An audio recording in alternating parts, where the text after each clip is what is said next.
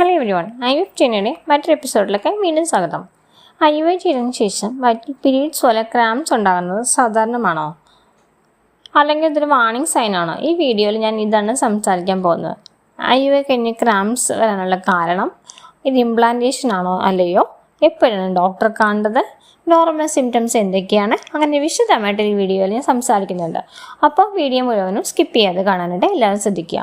പിന്നെ fertility related infertility treatment, IUI, IVF അല്ലെങ്കിൽ നോർമലായിട്ട് ട്രൈ ചെയ്ത് പ്രഗ്നൻസി ആവാത്തവർക്കുള്ള ടിപ്സ്, അങ്ങനെ തുടങ്ങിയ കാര്യങ്ങളൊക്കെയാണ് ഈ ചാനൽ മെയിനായിട്ട് പറയുന്നത്.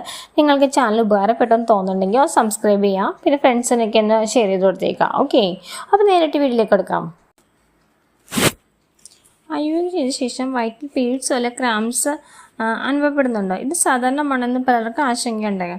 പക്ഷേ സത്യത്തിൽ IVF കഴിഞ്ഞ് ചെറിയ ക്രാംസ് അനുഭവപ്പെടുന്നത് വളരെ സാധാരണമാണ്. IVF സമയത്ത് കത്തീഡർ ഉപയോഗിക്കുന്നത് കൊണ്ട് യൂട്രസ് ചെറിയ രീതിയിൽ ഇറിറ്റേറ്റ് ആകാം. അതുകൊണ്ട് തന്നെ പീരീഡ്സ് പോലത്തെ വേദന തോന്നാം.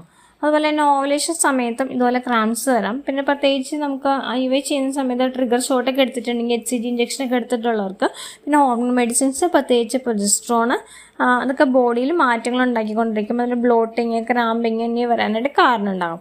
ഇപ്പോൾ നിങ്ങൾക്ക് തോന്നുന്നത് വെച്ച് കഴിഞ്ഞാൽ ഇത് ഇംപ്ലാന്റേഷൻ ആണോ എന്നായിരിക്കാം. അപ്പോൾ IVF കഴിഞ്ഞ് 6 മുതൽ 10 ദിവസം കഴിഞ്ഞിട്ടാണ് ഇംപ്ലാന്റേഷൻ നടക്കുന്നത്. അതിനാൽ പെട്ടെന്ന് കഴിഞ്ഞ ഉടനെ തന്നെ ഉണ്ടാകുന്ന ക്രാംസ് ഒരിക്കലും ഇംപ്ലാന്റേഷൻ അല്ല. ഇനി ഒരു പ്രധാന കാര്യം എന്ന് പറഞ്ഞാൽ, ഈ ജേർണി ഒരു എളുപ്പമല്ല, ഓരോ ഭയങ്കര ചലഞ്ചാണ്. പക്ഷേ നിങ്ങൾ ഓർക്കുക, നിങ്ങളുടെ ബോഡി ഇപ്പോൾ വളരെ ഇമ്പോർട്ടൻ്റ് ആയിട്ടുള്ള ഒരു പ്രോസസ്സാണ് ചെയ്യുന്നത്. ഓരോ ചെറിയ സിംറ്റംസിനെയും നിങ്ങൾ ഓവർ തിങ്ക് ചെയ്യേണ്ട ആവശ്യമില്ല. കാരണം എല്ലാ ബോഡിയും ഡിഫറെൻ്റ് ആണ്. ചിലർക്ക് സിംറ്റംസ് ഉണ്ടാകും, ചിലർക്ക് ഒന്നും ഉണ്ടാകില്ല. എന്നാൽ രണ്ടിലും പ്രഗ്നൻസി പോസിബിളാണ്. നിങ്ങൾ ചെയ്തിരിക്കുന്ന ഓരോ എഫേർട്ടും വിലപ്പെട്ടതാണ്. നിങ്ങളുടെ പേഷ്യൻസ് ഒരിക്കൽ നല്ല ബലം നിങ്ങൾക്ക് കിട്ടും. സ്ട്രെസ്സ് കുറയ്ക്കാനായിട്ട് ശ്രമിക്കുക. പിന്നെ പോസിറ്റീവായിട്ടിരിക്കുക. നിങ്ങളോട് തന്നെ അല്പം കൈൻഡായിട്ടിരിക്കുക, ഓവർ തിങ്ക് ചെയ്യാതിരിക്കുക. പിന്നെ എപ്പോഴാണ് ഡോക്ടറെ കാണേണ്ടതെന്ന് വെച്ച് കഴിഞ്ഞാൽ, പെയിൻ വളരെ സിവിയർ ആണെങ്കിൽ, അതിനോടൊപ്പം പനിയുണ്ട്, ഭയങ്കര ക്ഷീണമുണ്ട്, തലകറക്കമുണ്ട്, അങ്ങനെയൊക്കെ ഉണ്ടെങ്കിൽ ഡോക്ടറൊന്ന് കാണാം. സാധാരണ ഒരു ചെറിയ രീതിയിലുള്ള വേദനയാണെങ്കിൽ റെസ്റ്റ് എടുക്കുക, പിന്നെ ധാരാളം വെള്ളം കുടിക്കുക, ഇതൊക്കെയാണ് ചെയ്യേണ്ടത്. പിന്നെ കുറച്ച് നേരം റെസ്റ്റ് എടുക്കുക. അങ്ങനെയൊക്കെ ചെയ്യുമ്പോഴത്തേക്കും ഈ ക്രാംസ് മാറും.